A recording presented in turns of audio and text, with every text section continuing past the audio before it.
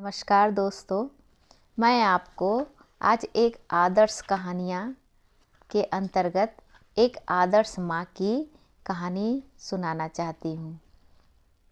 एक गांव की सच्ची घटना है। अब उस गांव का नाम मैं नहीं बताऊंगी। वहाँ एक मुसलमान के घर एक बालक हुआ और जैसे ही माँ ने बालक को जन्म दिया, उसकी माँ की मृत्यु हो गई। अब वो बेचारा बड़ा दुखी हुआ।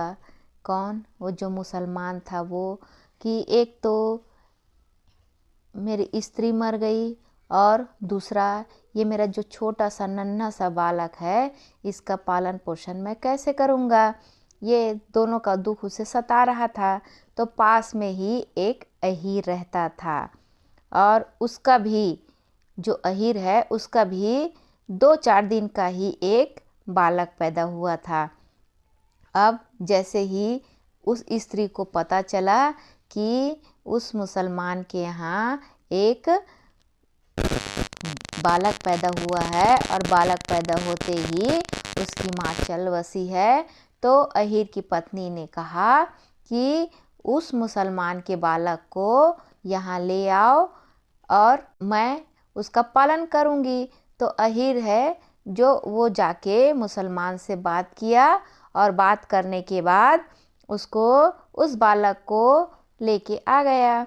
अब अहीर की जो पत्नी थी वो दोनों बालकों का पालन पोषण करना शुरू कर दी।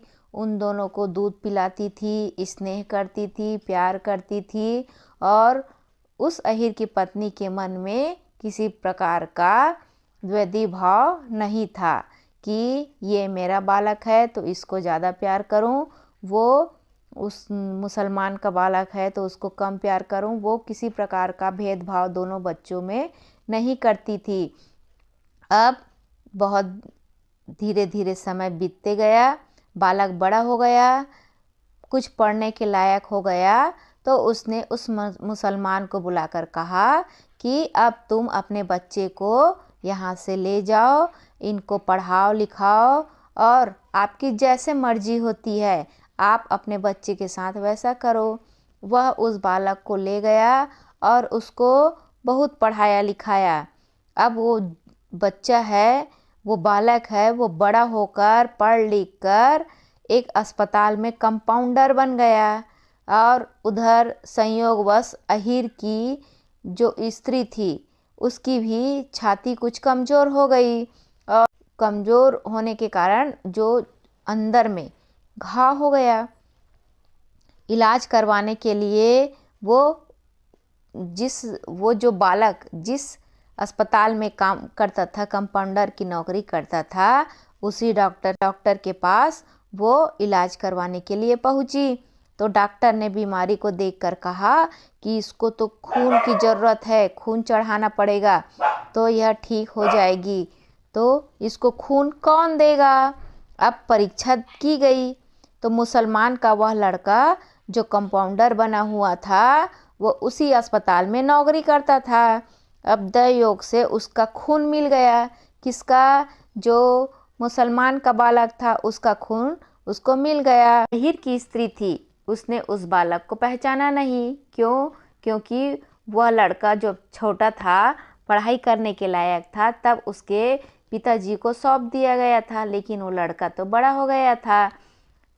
लेकिन उस लड़के ने उसको पहचान लिया कि ये मेरी पालन करने वाली माँ है।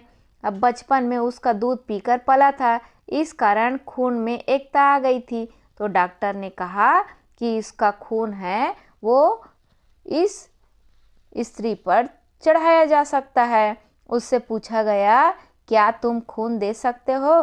तो उसने कहा कि मैं दे दूंगा पर 200 रुपया लूँगा। तो अहीर ने उसको 200 रुपया दे दिए। उसने आवश्यकता अनुसार अपना खून दे दिया।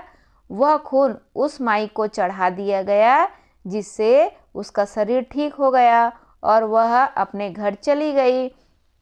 कुछ दिनों के बाद वह लड़का अहीर के घर गया और 1000-2000 रुपये माँ के चरणों में भेंट करके बोला कि माँ, ये आपके लिए है, मैं आपका ही बच्चा हूँ, आपने ही मेरा पालन किया है, ये रुपये आप ले ले। उसने लेने से मना कर दिया। फिर कहा कि ये आपको लेने ही पड़ेंगे। उसने अस्पताल की बात याद दिलाई कि खून के 200 रुपये मैंने इसलिए लिए थे कि मुफ्त में आप खून नहीं लेती और खून न लेने से आप बच नहीं पाती। इस कारण यह खून तो वास्तव में आपका ही है, आपके दूध से ही मैं पला हुआ हूँ, इसलिए मेरा यह शरीर और सब कुछ आपका ही है। मेरे रुपये शुद्ध कमाई के हैं। अपवित्र गंदी चीज़ों से मेरी अरुचि हो गई है, अतः ये रुपये आपको लेने ही पड़ेंगे। ऐसा कहकर उसने रुपये दिए। अहीर की स्त्री बड़े शुद्ध भाव वाली थी, जिससे उसके दूध का असर ऐसा हुआ। आप विचार करें कि जितनी माताएं हैं सब अपने अपने बच्चों का पालन करती ही है। हम सब का पालन बहनों माताओं ने ही किया है, परंतु उनकी कोई कथा नहीं सुनाता, कोई बात ही नहीं करता है। अहीर की स्त्री की बात आप और हम करते हैं, उसका हम पर असर पड़ता है कि कितनी विशेष दया थी उसके हृदय में। उसके मन में यह भेदभाव नहीं था कि दूसरे के बच्चे को कैसे पालन करूं। इसलिए आज हम लोग उसका गुण गाते हैं कि कितनी श्रेष्ठ माँ थी, जिसके दूसरे बालक का भी पालन किया और पालन करके उसके पिता को सौंप भी दिया। अपने बच्चों का पालन तो सभी करते हैं, लेकिन किसी बिन माँ के बच्चे को इस तरह से सहारा दिया जाए तो ये बहुत ही बड़ी बात है।